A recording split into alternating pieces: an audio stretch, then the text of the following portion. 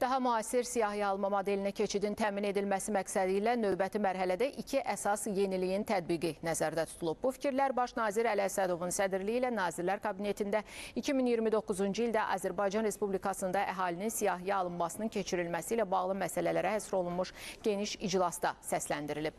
Bildirilib ki, inzibati məlumat mənbələrində mövcud olan məlumatlardan istifadə və məlumatların toplanması, emalı, təhlili və yayılması prosesində rəqəmsal həllərin tətbiqi nəzərdə tutulub.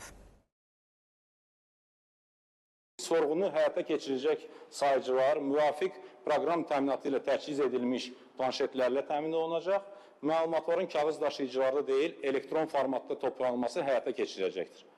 Kritik məqam ondan ibarətdir ki, Cənab Baş nazir, inzibati məlumat mənbələrindən inteqrasiya yolu ilə əldə olunan məlumatlar artıq sorğu zamanı planşetlərdə avtomatik olaraq əks olunacaq və onların respondentlərdən sorğu edilməsinə ehtiyac qalmayacaqdır. Sadəcə bəzi dəqiqləşdirmələr zəruri ola bilər və bunun bu üsulun digər bir müsbət tərəfi də ondan ibarət olacaq ki, planşetlərdə GPS tətbiqləri yüklənilməsi ilə həmin sayıcıların əvvəlcədən müəyyən olunmuş xəritə və istiqamətlərə üzrə hərəkəti izlənilməsinə imkan verəcəkdir.